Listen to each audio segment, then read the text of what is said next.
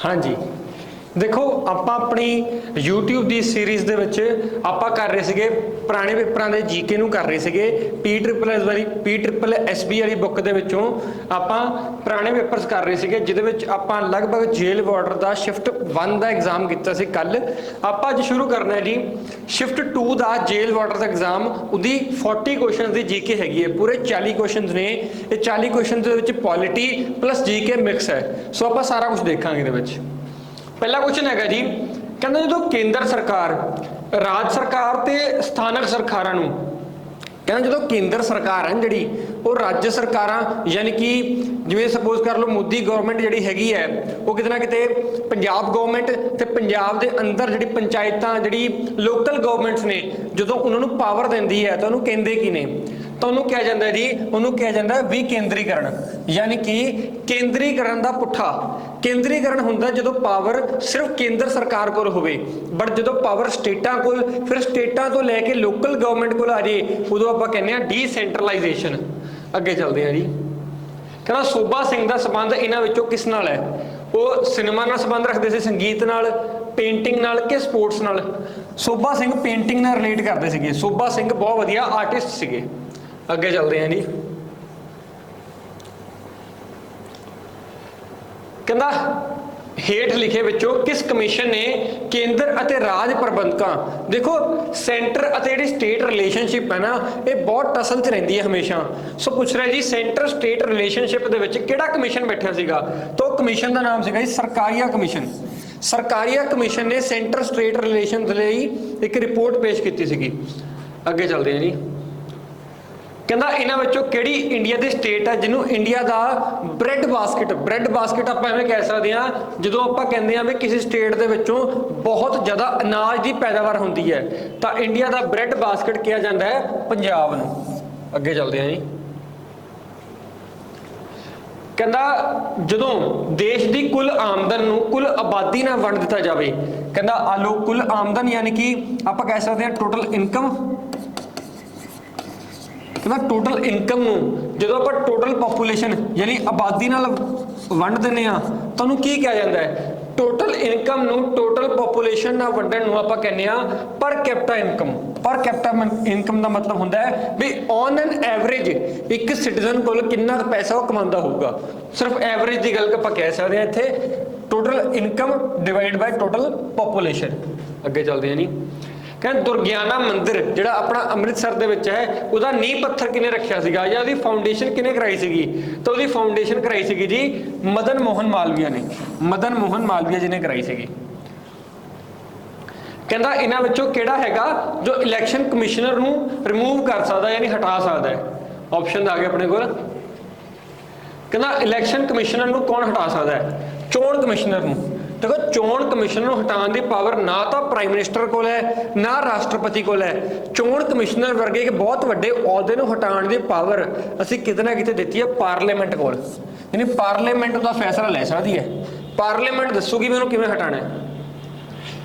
कहना इन्हां विचों जिहड़ी गांधीयन डायरैक्टिव प्रिंसीपल, देखो अपने ना ਆਪਾਂ डायरैक्टिव प्रिंसीपल ऑफ स्टेट पॉलिसी ने वो असल में है कि असल में असी कुछ चीज़ों को एवें अपने संविधान के लिखा है जो अपने आप के असी चाहते हैं भी असी फ्यूचर के इत्थे पहुँच सकीए या फिर असी किस तरीके समाज का सुधार समाज को वैलफेयरिज्म वाल लैके जा सकते हैं, किवें वैलफेयर कर सकते हैं। तो वो गांधी के कुछ प्रिंसीपल ने गांधी के कुछ प्रिंसीपल ने पूछ रहे जी इन्हां विचों किहड़ा गांधी का प्रिंसीपल नहीं है? पहला है जी पेंडू खेतरों में आपां नूं इंडस्ट्रीज लगानी चाहिए ने। ये असल में ये गांधी का हैगा, ये गांधी जी ने कहा सीगा। जिहड़े आपां कह सकते हैं जिवें कोई नशीली पदार्थां नूं मनाही करना ये भी गांधी का प्रिंसीपल हैगा। ठीक है ना जी। उस तो बाद जिहड़ी काउज है उन्हां दी हत्या नूं रोकना ते किते ना किते एनीमल्स बारे गल करना ये भी गांधी का प्रिंसीपल हैगा। तो इत्थे लिखा मैं पिंडां दीआं पंचायतां नूं गैर संगठित करना नहीं जी। गांधी जी ने तो कहा सीगा पिंडां लैवल ते पंचायत होनी चाहिए है। लोकल गवर्नमेंट का गांधी जी के जिहड़े प्रिंसीपल्स ने उहदे विच बड़ा वड्डा रोल सीगा। सो इत्थे वो कह रहे पंचायत नूं खत्म कर देना। सो आह चीज़ गांधी के प्रिंसीपल दे विच नहीं आउंदी। अगे चलते हैं जी, कहना सब तो वड्डा फॉरेस्ट एरिया यानी वन कित्थे मिलता पर जंगल खेतर कित्थे मिलता पंजाब का? तो मिलता जी हुशियारपुर दे विच। ठीक है जी। अगे चलते हैं जी, इन्हां विचों किस नूं रिकोगनाइज किया गया सीगा वुमन द्वारा। यानी देखो एक क्वेश्चन पूछ रहा है हेठ लिखे विचों किसने अपने प्रचार विच परिवार समाज विच औरतां द्वारा निभाई जा रही महत्ता की भूमिका नूं पछाणिया। यानी कि औरतां नूं सही तरीके राइट्स देण दी गल किहड़े गुरु साहब ने कीती सीगी? चार ऑप्शन ने साडे कोल, गुरु गोबिंद सिंह जी, गुरु नानक देव जी, गुरु रविदास जी, गुरु अंगद देव जी। तो इत्थे आंसर की बनूगा गुरु नानक देव जी। गुरु नानक देव जी ने अपनी बाणी दे विच किते ना किते औरतां नूं बहुत वड्डा स्थान दिता सीगा। उन्होंने औरतां लई एक बहुत इंपोर्टेंट स्थान दस्सिया सीगा भी समाज का सुधार एक औरत तो ही, जिहड़े राजे भी ने एक औरत तो पैदा होंदे ने। इहो जिहियां बहुत सारियां गल्लां नाल उन्होंने आपां नूं किते ना किते कह सकदे औरतां नूं सन्मानित कीता सीगा। कहंदे पहली ऐसी कोई स्टेट दे विच जिथे पहली वारी एक वुमन यानी कि एक औरत चीफ मिनिस्टर बनदी है, वो स्टेट किहड़ी सीगी या फिर चीफ मिनिस्टर का नाम किहड़ा सीगा? देखो जी चीफ मिनिस्टर का नाम सीगा सुचित्रा कृपलानी। ये बने सीगे यूपी के पहले चीफ मिनिस्टर, पहले वुमन चीफ मिनिस्टर, यानी पहले वुमन चीफ मिनिस्टर बने सीगे यूपी के। अगे चलते हैं जी, कहता गोल्फ के जिहड़ा प्रोफैशनल हुंदा है गोल्फ का खिडारी, उसनूं एक स्लॉट मारन लई किन्ने सैकेंड का टाइम मिलता है? ठीक है ना जी, किन्ने सैकेंड का स्लॉट मारन लई टाइम मिलता है? तो हुंदे 45 सैकेंड का टाइम मिलता है, 45 सैकेंड का। कहना जी what is the term of the member of state legislature council, यानी कहता जी राज की विधान परिषद होंगी है, जी स्टेट की विधान परिषद होंगी है, उहदे मैंबर का कार्यकाल कितना है? उहदे मैंबर का कार्यकाल कितना ना किते हैगा अपने कोल 6 साल का। ठीक है, 6 साल का। जिवें सेंटर होंगी है राज सभा, सेम होंगी है काउंसल, पर यह काउंसल कितना किते आपां कह सकते हैं जी स्टेट लैजिस्लेचर काउंसल है ये हर स्टेट के विच नहीं है। हर स्टेट च असैंबली तो हैगी है पर काउंसल नहीं है। काउंसल सिर्फ 6 स्टेटां विच है। भारत की 6 स्टेटां ऐसियां ने जिन्हां विच काउंसल भी हैगी है। तुसीं एक इस चीज़ का की करना है, कमेंट करके दसना है भी वो किहड़ियां 6 स्टेटां ने जिन्हां कोल अपनी काउंसल भी हैगी है। अगे चलते हैं जी, कहना इन्हां विचों किहड़ा फंक्शन नहीं है सैकटरी ऑफ स्टेट का? जिहड़ा स्टेट का सैकटरी हुंदा है, जिहड़ा राज का सैकटरी हुंदा, जिहड़ा आपां कह सकते हैं जिवें पंजाब के सकत्तर साहब जिहड़े हैगे ने उन्हां दा किहड़ा इहदे विचों काम नहीं है? तो उहदे विच इन्हां दा काम है नहीं राजां दे मामले बारे केंद्रीय गृह मंत्री नूं रिपोर्ट देना। बिकॉज देखो जिहड़ा राज का सैकटरी है उहदा काम की है स्टेट लैवल ते कुछ करना। ठीक है ना, वो केंद्रीय गृह मंत्री कोल अपनी रिपोर्ट या फिर कुछ भी पेश क्यों करे, तो यह उहदा काम नहीं है। ठीक है जी, अगे चलते कहना फिट इंडिया मूवमेंट कदों लॉन्च की गई सी? देखो हुण इहो जिहे क्वेश्चन तुसीं अपने दिमाग नाल भी आंसर कर सकते हो। तो फिट इंडिया मूवमेंट लग रही यार स्पोर्ट्स नाल रिलेटेड हो सकती है, बिल्कुल। अगर तुहानूं इन्ना क याद है भी 29 अगस्त नूं स्पोर्ट्स डे हुंदा है 29 अगस्त नूं स्पोर्ट्स डे हुंदा है। अगस्त विच कह रहा है, सितंबर च कह रहे हैं, तो आंसर की होएगा अगस्त। अगस्त 2019 ਦੇ ਵਿੱਚ ਇਹ ਲਾਂਚ ਕੀਤੀ ਗਈ ਸੀਗੀ। ਸਿਰਫ ਇੰਨਾ ਕੁ ਵੀ ਪਤਾ ਹੋਵੇ ਵੀ ਅਗਸਤ ਦੇ ਵਿੱਚ ਆਪਣਾ ਸਪੋਰਟਸ ਡੇ ਹੁੰਦਾ ਹੈ, ਮੇਜਰ ਧਿਆਨ ਚੰਦ ਦੇ ਬਰਥਡੇ ਤੇ ਮਨਾਇਆ ਜਾਂਦਾ ਸਪੋਰਟਸ ਡੇ। ਠੀਕ ਹੈ ਨਾ ਜੀ, ਤਾਂ ਵੀ ਆਪਾਂ ਆਨਸਰ ਕਰ ਸਕਦੇ ਜੀ ਫਿਟ ਇੰਡੀਆ ਮੂਵਮੈਂਟ ਅਗਸਤ ਦੇ ਵਿੱਚ ਲਾਂਚ ਕੀਤਾ ਗਿਆ ਸੀਗਾ। ਅੱਗੇ ਚੱਲਦੇ ਆ ਜੀ,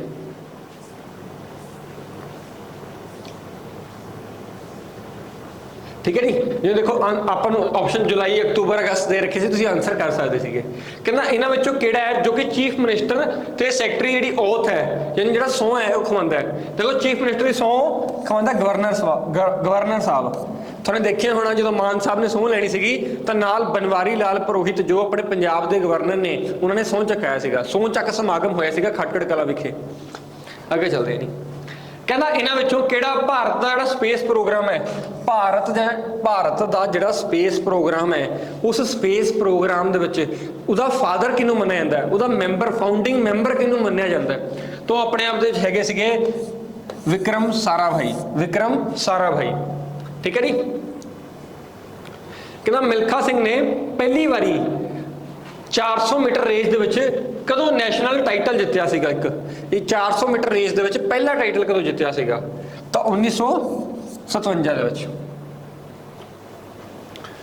कहना किहड़ी प्रोविजन है जिहदे अंडर ਆਪਾਂ ਕਹਿ ਸਕਦੇ ਹਾਂ ਜਦੋਂ ਇੱਕ ਹਾਊਸ ਬਿੱਲ ਪਾਸ ਕਰਦੇ, ਦੂਜੇ ਹਾਊਸ ਕੋਲ ਜਾਵੇ, ਦੂਜੇ ਹਾਊਸ ਉਸ ਬਿੱਲ ਨੂੰ ਮਨਾ ਕਰਦੇ, ਪਰ ਵਿੱਚ ਵਿਚਾਲੇ ਜਦੋਂ ਆਪਾਂ ਨੂੰ ਬਿਠਾਉਣਾ ਪੈ ਜੇ ਤਾਂ ਇੱਕ ਆਰਟੀਕਲ ਹੈਗਾ ਜਿਹਦੇ ਅੰਡਰ ਆਪਾਂ ਜੁਆਇੰਟ ਸਿਟਿੰਗ ਕਰਾ ਸਕਦੇ ਹਾਂ, ਜਿਹਦੇ ਅੰਡਰ ਬੇਸਿਕਲੀ ਕੀ ਹੈ, ਜਦੋਂ ਇੱਕ ਬਿੱਲ ਪਾਸ ਹੋ ਜਾਏ ਇੱਕ ਹਾਊਸ ਤੋਂ, ਫਿਰ ਦੂਜੇ ਸਦਨ ਵਿੱਚ ਜਾਵੇ ਤੇ ਦੂਜਾ ਸਦਨ ਨੂੰ ਪਾਸ ਨਾ ਕਰੇ, ਫਿਰ ਕੀ ਹੁੰਦਾ ਹੈ, ਫਿਰ ਕਿ ਜੁਆਇੰਟ ਸਿਟਿੰਗ ਬੁਲਾ ਸਕਦੇ ਹਾਂ ਆਪਾਂ ਆਰਟੀਕਲ 108 ਦੇ ਤਹਿਤ, ਜਿਹਦੇ ਅੰਡਰ ਆਪਾਂ ਬੇਸਿਕਲੀ ਕੀ ਕਰ ਸਕਦੇ ਹਾਂ, ਦੋਨੋਂ ਹਾਊਸ ਨੂੰ ਇਕੱਠਾ ਬੁਲਾ ਕੇ ਇੱਕ ਬਿੱਲ ਨੂੰ ਪਾਸ ਕਰਾਇਆ ਜਾ ਸਕਦਾ ਹੈ। ਠੀਕ ਹੈ ਜੀ। ਕਹਿੰਦਾ ਕਿਹੜਾ ਪਹਿਲਾ ਸਾਲ ਸੀਗਾ ਜਦੋਂ ਇਲੈਕਸ਼ਨ ਕਮਿਸ਼ਨਰਾਂ ਦੀ ਗਿਣਤੀ 1 ਤੋਂ ਵੱਧ ਹੋਈ ਸੀਗੀ, ਤਾਂ ਉਹ ਸੀਗਾ 1989, ਜਦੋਂ ਆਪਾਂ 1 ਤੋਂ ਵੱਧ ਇਲੈਕਸ਼ਨ ਕਮਿਸ਼ਨਰਸ ਲਗਾਏ ਸੀਗੇ। ਅੱਗੇ ਚੱਲਦੇ ਹਾਂ ਜੀ। ਕਹਿੰਦਾ ਗਵਰਨਰ ਦਾ ਆਫਿਸ ਦਾ ਟਾਈਮ ਪੀਰੀਅਡ ਕਿੰਨਾ ਹੁੰਦਾ? ਵੈਸੇ ਤਾਂ ਦੇਖੋ ਗਵਰਨਰ ਦਾ ਜਿਹੜਾ ਆਫਿਸ ਹੈ ਨਾ, ਉਹਦਾ ਟਾਈਮ ਪੀਰੀਅਡ ਕਿਤੇ ਨਾ ਕਿਤੇ ਆਪਾਂ ਡਿਪੈਂਡ ਕਰਦਾ ਰਾਸ਼ਟਰਪਤੀ ਦੀ ਸੋਚ ਦੇ ਉੱਤੇ, ਬਟ ਫਿਰ ਵੀ ਅਗਰ ਗੱਲ ਕਰੀਏ ਤਾਂ ਇੱਕ ਕਾਰਜਕਾਲ ਦਾ ਹੁੰਦਾ 5 ਸਾਲ ਦਾ, 5 ਸਾਲ ਦਾ। ਠੀਕ ਹੈ ਨਾ ਜੀ। ਕਹਿੰਦਾ ਇੱਕ ਐਸਾ ਟਾਈਮ ਦੱਸੋ ਜਦੋਂ ਭਾਰਤ ਦੇ ਰਾਸ਼ਟਰਪਤੀ, ਜਿਵੇਂ ਹੁਣ ਭਾਰਤ ਦੇ ਰਾਸ਼ਟਰਪਤੀ ਦੇ ਚੁਣਾਵ ਹੋਏ ਸੀਗੇ, ਕਹਿੰਦਾ ਜਦੋਂ ਸਰਵਸਹਿਮਤੀ ਨਾਲ, ਜਦੋਂ ਸਾਰੇ ਲੋਕਾਂ ਨੇ ਕਹਿਤਾ ਵੀ ਚੁਣਾਵ ਰਹਿਣ ਦਿਓ, ਤੁਸੀਂ ਐਂ ਕਰੋ ਆਹ ਬੰਦੇ ਨੂੰ ਰਾਸ਼ਟਰਪਤੀ ਲਾ ਦਿਓ, ਯਾਨੀ ਕਿ ਕੋਈ ਵੀ ਓਪੋਜੀਸ਼ਨ ਦਾ ਕੈਂਡੀਡੇਟ ਹੀ ਨਹੀਂ ਸੀਗਾ। ਇੱਕ ਐਸਾ ਟਾਈਮ ਵੀ ਆਇਆ ਸੀਗਾ, ਉਹ ਆਇਆ ਸੀਗਾ ਨੀਲਮ ਸੰਜੀਵਾ ਰੈਡੀ ਦੇ ਟਾਈਮ ਦੇ ਉੱਤੇ, ਕੋਈ ਵੀ ਚੁਣਾਵ ਨਹੀਂ ਹੋਏ ਸੀਗੇ, ਅਨਅਪੋਜ਼ਡ ਇਹਨਾਂ ਨੂੰ ਰਾਸ਼ਟਰਪਤੀ ਲਗਾ ਦਿੱਤਾ ਗਿਆ ਸੀਗਾ। ਕਹਿੰਦਾ ਪੰਜਾਬ ਦਾ ਜਿਹੜਾ ਅਖਬਾਰਾਂ ਦਾ ਕੇਂਦਰ ਕਿਸ ਸ਼ਹਿਰ ਨੂੰ ਕਿਹਾ ਜਾਂਦਾ ਹੈ, ਜਿੱਥੇ ਅਖਬਾਰਾਂ ਦਾ ਕੇਂਦਰ ਕਿਹਾ ਜਾਂਦਾ ਹੈ, ਉਹ ਹੈਗਾ ਜਲੰਧਰ। ਕਹਿੰਦਾ ਇਹਨਾਂ ਵਿੱਚੋਂ ਭਾਰਤ ਦੇ ਸੰਵਿਧਾਨ ਦੀ ਵਿਸ਼ੇਸ਼ਤਾ ਨਹੀਂ ਹੈ। ਦੇਖੋ ਜੀ, ਭਾਰਤ ਦਾ ਸੰਵਿਧਾਨ ਫੈਡਰਲ, ਹਾਂਜੀ ਫੈਡਰਲ ਹੈਗਾ, ਰਿਪਬਲਿਕ ਹੈਗਾ ਜੀ, ਡੈਮੋਕ੍ਰੈਟਿਕ ਹੈਗਾ ਜੀ, ਪ੍ਰੈਸੀਡੈਂਸ਼ੀਅਲ ਨਹੀਂ ਹੈ ਜੀ, ਪ੍ਰੈਸੀਡੈਂਸ਼ੀਅਲ ਨਹੀਂ ਹੈ, ਪਾਰਲੀਮੈਂਟਰੀ ਹੈ। ਠੀਕ ਹੈ ਜੀ। ਅੱਗੇ ਚੱਲਦੇ ਹਾਂ। ਕਹਿੰਦਾ ਇਲੈਕਸ਼ਨ ਆਫ ਅ ਸਪੀਕਰ, ਜਦੋਂ ਨਵਾਂ ਸਪੀਕਰ ਚੁਣਿਆ ਜਾਣਾ ਹੋਵੇ, ਜਦੋਂ ਨਵੀਂ ਲੋਕ ਸਭਾ ਬਣ ਗਈ, ਠੀਕ ਹੈ ਨਾ, ਉਹਦੇ ਵਿੱਚ ਨਵਾਂ ਸਪੀਕਰ ਆਉਣਾ ਹੈ, ਤਾਂ ਨਵੇਂ ਸਪੀਕਰ ਦਾ ਇਲੈਕਸ਼ਨ ਕੌਣ ਕਰਾਉਂਦਾ ਹੈ? ਤਾਂ ਉਹ ਕਰਾਉਂਦਾ ਪ੍ਰੋ ਟਰਮ ਸਪੀਕਰ। ਪਹਿਲਾਂ ਸਪੀਕਰ ਚੁਣੇ ਜਾਣ ਤੋਂ ਪਹਿਲਾਂ ਇੱਕ ਪ੍ਰੋ ਟਰਮ ਸਪੀਕਰ ਲਾਇਆ ਜਾਂਦਾ ਹੈ, ਜੋ ਆ ਕੇ ਸਪੀਕਰ ਦਾ ਇਲੈਕਸ਼ਨ ਕੰਡਕਟ ਕਰਾਉਂਦਾ ਹੈ। ਅੱਗੇ ਚੱਲਦੇ ਹਾਂ ਜੀ। ਤੇ ਕਰੰਟ ਅਫੇਅਰ ਦਾ ਕੁਐਸਚਨ ਹੈ 2020 ਦਾ। ਕਹਿੰਦਾ ਕਿਹੜੀ ਪੀਟੀਸੀ ਪੰਜਾਬੀ ਫਿਲਮ ਅਵਾਰਡ ਹੋਏ ਸੀਗੇ, ਉਸ ਅਵਾਰਡ ਦੇ ਵਿੱਚ ਕਿਹੜੀ ਮਹਿਲਾ ਨੂੰ ਬੈਸਟ ਐਕਟਰੈਸ ਦਾ ਅਵਾਰਡ ਦਿੱਤਾ ਗਿਆ ਸੀਗਾ? ਤਾਂ ਉਹ ਸੀਗੀ ਸੋਨਮ ਬਾਜਵਾ। ਅੱਗੇ ਚੱਲਦੇ ਹਾਂ ਜੀ। ਇਹ ਕਰੰਟ ਅਫੇਅਰ ਦਾ ਕੁਐਸਚਨ ਸੀਗਾ। ਅੱਗੇ ਕਹਿੰਦਾ ਜੀ, ਜਦੋਂ ਲੋਕ ਸਭਾ ਭੰਗ ਹੋ ਜੇ, ਯਾਨੀ ਲੋਕ ਸਭਾ ਆਪਣੇ ਆਪ ਦੇ ਡਿਸੋਲਵ ਹੋ ਜੇ, ਤਾਂ ਕਹਿੰਦਾ ਜਿਹੜਾ ਪੈਂਡਿੰਗ ਬਿੱਲ ਨੇ, ਸਪੋਜ਼ ਕਰੋ ਲੋਕ ਸਭਾ ਅੱਜ ਲੋਕ ਸਭਾ ਜਿਵੇਂ ਲੱਗ ਰਹੀ ਹੈ, ਲੋਕ ਸਭਾ ਕੋਲ 10 ਬਿੱਲ ਪਏ ਨੇ ਤੇ ਲੋਕ ਸਭਾ ਦਾ ਅੱਜ ਹੀ ਭੰਗ ਹੋਣ ਦਾ ਸਮਾਂ ਹੈ, ਉਹ 10 ਬਿੱਲ ਨਾ ਤਾਂ ਪਾਸ ਹੋਏ ਨੇ, ਸਿਰਫ ਲੋਕ ਸਭਾ ਉਹਦੇ ਚਰਚਾ ਕਰ ਰਹੀ ਹੈ, ਤੇ ਕੀ ਹੋ ਜਾਏ ਵਿੱਚ ਹੀ ਲੋਕ ਸਭਾ ਭੰਗ ਹੋ ਜੇ। ਜਦੋਂ ਲੋਕ ਸਭਾ ਭੰਗ ਹੋ ਗਈ ਤਾਂ ਉਹ ਬਿੱਲ ਕੀ ਹੋ ਜਾਣਗੇ? ਉਹ ਬਿੱਲ ਹੋ ਜਾਣਗੇ ਲੈਪਸ। ਉਹ ਬਿੱਲ ਹੋ ਜਾਣਗੇ ਲੈਪਸ ਯਾਨੀ ਕਿ ਉਹ ਬਿੱਲ ਜਦੋਂ ਦੁਬਾਰਾ ਤੋਂ ਲੋਕ ਸਭਾ ਬੈਠੂਗੀ ਤਾਂ ਦੁਬਾਰਾ ਤੋਂ ਬਿੱਲਾਂ ਨੂੰ ਪੇਸ਼ ਕੀਤਾ ਜਾਊਗਾ। ਕਹਿੰਦਾ ਹਿਊਮਨ ਰਾਈਟ ਕਮਿਸ਼ਨ ਦਾ ਚੇਅਰਮੈਨ ਕੌਣ ਲਗਾਉਂਦਾ ਹੈ? ਤਾਂ ਉਹ ਰਾਸ਼ਟਰਪਤੀ ਦਾ ਕੰਮ ਹੁੰਦਾ ਹੈ, ਰਾਸ਼ਟਰਪਤੀ ਅਪਾਇੰਟ ਕਰਦਾ ਹੈ। ਕਹਿੰਦਾ ਤੀਜੀ ਬੈਟਲ ਪਾਣੀਪਤ ਦੀ ਕਦੋਂ ਲੜੀ ਗਈ ਸੀਗੀ? ਦੇਖੋ ਇਹ ਲੜੀ ਗਈ ਸੀ 1761 ਦੇ ਵਿੱਚ। 1761 ਦੇ ਵਿੱਚ ਅਹਿਮਦ ਸ਼ਾਹ ਅਬਦਾਲੀ ਤੇ ਮਰਾਠਿਆਂ ਦੇ ਵਿੱਚ ਇੱਕ ਬੜੀ ਵੱਡੀ ਜੰਗ ਹੁੰਦੀ ਹੈ। ਠੀਕ ਹੈ ਨਾ ਜੀ। ਤੀਜੀ ਲੜਾਈ ਕਹਿੰਦੇ ਆਪਾਂ ਇਹਨੂੰ ਪਾਣੀਪਤ ਦੀ। ਪਹਿਲੀ ਲੜਾਈ ਹੁੰਦੀ ਹੈ 1526 ਦੇ ਵਿੱਚ, ਦੂਜੀ ਆਪਾਂ ਨੂੰ ਦੇਖਣ ਨੂੰ ਮਿਲਦੀ ਹੈ 1556 ਦੇ ਵਿੱਚ। ਠੀਕ ਹੈ ਨਾ ਜੀ। 3 ਲੜਾਈਆਂ ਹੋਈਆਂ ਸੀਗੀਆਂ। ਕਹਿੰਦਾ ਇਹਨਾਂ ਵਿੱਚੋਂ ਪਹਿਲਾ ਸਪੀਕਰ ਕੌਣ ਸੀਗਾ? ਪੰਜਾਬ ਦੀ ਵਿਧਾਨ ਸਭਾ ਦਾ ਪਹਿਲਾ ਸਪੀਕਰ ਕੌਣ ਸੀਗਾ ਆਜ਼ਾਦੀ ਤੋਂ ਬਾਅਦ ਜਦੋਂ ਪੰਜਾਬ ਦੀ ਵਿਧਾਨ ਸਭਾ ਲੱਗੀ, ਉਹਦਾ ਪਹਿਲਾ ਸਪੀਕਰ ਕੌਣ ਸੀਗਾ? ਉਹਦਾ ਪਹਿਲਾ ਸਪੀਕਰ, ਪਹਿਲਾ ਆਪਸ਼ਨ ਹੈਗਾ ਜੀ ਪ੍ਰਕਾਸ਼ ਸਿੰਘ ਬਾਦਲ, ਦੂਜਾ ਆਪਸ਼ਨ ਹੈਗਾ ਜੀ ਕਪੂਰ ਸਿੰਘ, ਫਿਰ ਰਾਮ ਸਿੰਘ ਜਾਂ ਗਿਆਨੀ ਜੈਲ ਸਿੰਘ। ਦੇਖੋ ਕਪੂਰ ਸਿੰਘ ਪਹਿਲੇ ਸਪੀਕਰ ਸੀਗੇ ਆਪਣੇ। ਕਹਿੰਦਾ ਇੱਕ ਰਿਟਾਇਰਡ ਹਾਈ ਕੋਰਟ ਦਾ ਜੱਜ ਕੀ ਕਰ ਸਕਦਾ ਇਹਨਾਂ ਵਿੱਚੋਂ? ਦੇਖੋ ਇੱਕ ਰਿਟਾਇਰਡ ਹਾਈ ਕੋਰਟ ਦਾ ਜੱਜ ਕੀ ਕਰ ਸਕਦਾ ਹੈ? ਹੋਰ ਅਦਾਲਤਾਂ ਵਿੱਚ ਪ੍ਰੈਕਟਿਸ ਕਰ ਸਕਦਾ, ਹੋਰ ਹਾਈ ਕੋਰਟ ਦੇ ਵਿੱਚ ਪ੍ਰੈਕਟਿਸ ਕਰ ਸਕਦਾ ਹੈ। ਕਹਿੰਦਾ ਪਹਿਲਾ ਚੇਅਰਮੈਨ ਕੌਣ ਸੀਗਾ ਰਾਜ ਸਭਾ ਦਾ? ਦੇਖੋ ਪਹਿਲਾ ਉਪ ਰਾਸ਼ਟਰਪਤੀ ਹੀ ਚੇਅਰਮੈਨ ਹੋਊਗਾ ਰਾਜ ਸਭਾ ਦਾ, ਬਿਕੋਜ਼ ਉਪ ਰਾਸ਼ਟਰਪਤੀ ਆਪਣੇ ਆਪ ਹੀ ਰਾਜ ਸਭਾ ਦਾ ਚੇਅਰਮੈਨ ਬਣ ਜਾਂਦਾ ਹੈ। ਤਾਂ ਪਹਿਲਾ ਚੇਅਰਮੈਨ ਕੌਣ ਸੀਗਾ? ਐਸ ਰਾਧਾ ਕ੍ਰਿਸ਼ਨ, ਬਿਕੋਜ਼ ਇਹੀ ਸਾਡੇ ਉਪ ਰਾਸ਼ਟਰਪਤੀ ਸੀਗੇ। ਕਹਿੰਦਾ ਜਿਹੜਾ ਆਪਣੇ ਭਾਰਤੀ ਸੰਵਿਧਾਨ ਦੇ ਵਿੱਚ ਰਾਜਨੀਤੀ ਦੇ ਨਿਰਦੇਸ਼ਕ ਸਿਧਾਂਤ, ਜਿਨ੍ਹਾਂ ਨੂੰ ਆਪਾਂ ਕਹਿੰਦੇ ਆ directive principal of state policy, DPSP, ਅਸਲ ਦੇ ਵਿੱਚ ਇਹਨਾਂ ਦਾ ਕੰਮ ਕੀ ਹੈ? ਇਹਨਾਂ ਦਾ ਕੰਮ ਹੈ ਇੱਕ ਵੈਲਫੇਅਰ ਸਟੇਟ ਨੂੰ ਲੈ ਕੇ ਆਉਣਾ, ਯਾਨੀ ਕਿ ਇੱਕ ਐਸੀ ਸਟੇਟ ਜਿੱਥੇ ਸਾਰੇ ਆਪਣੀ ਗੱਲ ਕਰ ਸਕਣ, ਵੈਲਫੇਅਰ ਹੋ ਸਕੇ ਲੋਕਾਂ ਦਾ। ਅੱਗੇ ਕਹਿੰਦਾ ਜੀ, ਅੱਗੇ ਕਹਿ ਰਿਹਾ ਇਹਨਾਂ ਵਿੱਚੋਂ ਕੌਣ ਹੈ ਜਿਹੜਾ ਗਵਰਨਰ ਜਨਰਲ ਆਫ ਇੰਡੀਆ ਸੀਗਾ ਜਦੋਂ ਭਾਰਤ ਦੀ ਪਹਿਲੀ ਆਜ਼ਾਦੀ ਦੀ ਲੜਾਈ ਲੜੀ ਜਾਂਦੀ ਹੈ? ਦੇਖੋ, ਜਦੋਂ ਭਾਰਤ ਦੀ ਪਹਿਲੀ ਆਜ਼ਾਦੀ ਦੀ ਲੜਾਈ ਕਹਿੰਦੇ ਆ ਨਾ, ਤਾਂ 1857 ਦੀ ਕ੍ਰਾਂਤੀ ਦੀ ਗੱਲ ਕਰ ਰਿਹਾ, ਠੀਕ ਹੈ ਜੀ। ਉਦੋਂ ਸੀਗਾ ਲਾਰਡ ਕੈਨਿੰਗ। ਅੱਗੇ ਚੱਲਦੇ ਆ ਜੀ।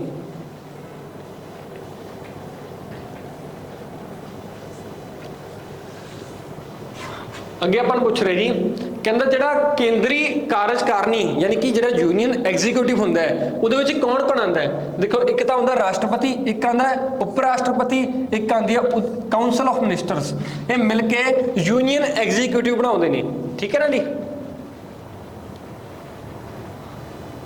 ਕਹਿੰਦਾ ਸਪੀਕਰ ਜਿਹੜਾ ਸਟੇਟ ਅਸੈਂਬਲੀ ਦਾ, ਉਹਨੂੰ ਰਿਮੂਵ ਕੌਣ ਕਰ ਸਕਦਾ ਹੈ? ਜਦੋਂ ਆਪਾਂ ਸਪੋਜ਼ ਕਰੋ ਜਿਵੇਂ ਆਪਣੇ ਪੰਜਾਬ ਦਾ ਕੋਈ ਸਪੀਕਰ ਹੈ, ਉਹਨੂੰ ਹਟਾਉਣਾ ਹੈ, ਹਟਾ ਕੌਣ ਸਕਦਾ ਹੈ? ਉਹਦੇ ਬਾਰੇ ਪੁੱਛ ਰਿਹਾ।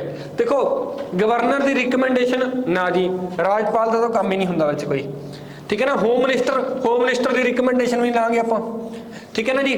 ਪ੍ਰਾਈਮ ਮਿਨਿਸਟਰ ਦੀ ਨਾ ਜੀ, ਪ੍ਰਾਈਮ ਮਿਨਿਸਟਰ ਦੀ ਰਿਕਮੈਂਡੇਸ਼ਨ ਵੀ ਨਹੀਂ ਲਾਂਗੇ। ਦੇਖੋ, ਇੱਕ ਮਤਾ ਪਾਸ ਕਰਾਂਗੇ, ਇੱਕ ਮਤਾ ਪਾਸ ਕੀਤਾ ਜਾਏਗਾ ਅਸੈਂਬਲੀ ਦੇ ਵਿੱਚ ਉਹਨੂੰ ਹਟਾਉਣ ਲਈ। ਕਹਿੰਦਾ ਜਦੋਂ ਗਾਂਧੀ ਜੀ ਨੂੰ ਅਰੈਸਟ ਕਰ ਲਿਆ ਗਿਆ ਸੀਗਾ ਤਾਂ ਉਸ ਤੋਂ ਬਾਅਦ ਸੱਤਿਆਗ੍ਰਹਿ ਨੂੰ ਕਿਹਨੇ ਸਾਂਭਿਆ ਸੀਗਾ? ਤਾਂ ਅਬਾਸ ਤੈਯਬ ਜੀ ਨੇ ਸਾਂਭਿਆ ਸੀਗਾ, ਠੀਕ ਹੈ ਜੀ। ਕਹਿੰਦਾ ਪੰਜਾਬੀ ਪੰਜਾਬ ਦੀ ਆਫੀਸ਼ੀਅਲ ਲੈਂਗੁਏਜ ਕਦੋਂ ਬਣਦੀ ਹੈ?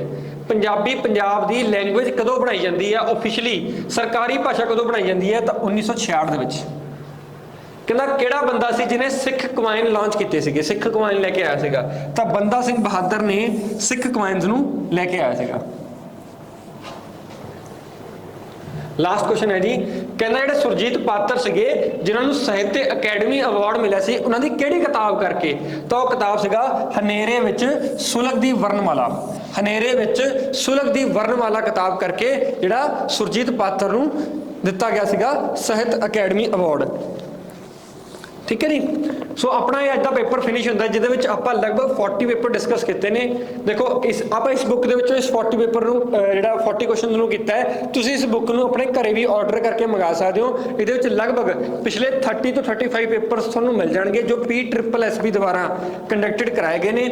ਮੈਂ ਨੰਬਰ ਲਿਖ ਦੇਣਾ, ਤੁਸੀਂ ਇਹਦੇ ਵਿੱਚ WhatsApp ਕਰਕੇ ਇਸ ਨੰਬਰ ਤੇ WhatsApp ਕਰਕੇ ਇਸ ਬੁੱਕ ਬਾਰੇ ਜਾਣਕਾਰੀ ਲੈ ਸਕਦੇ ਹੋ। 98555 43829, ਠੀਕ ਹੈ ਨਾ ਜੀ।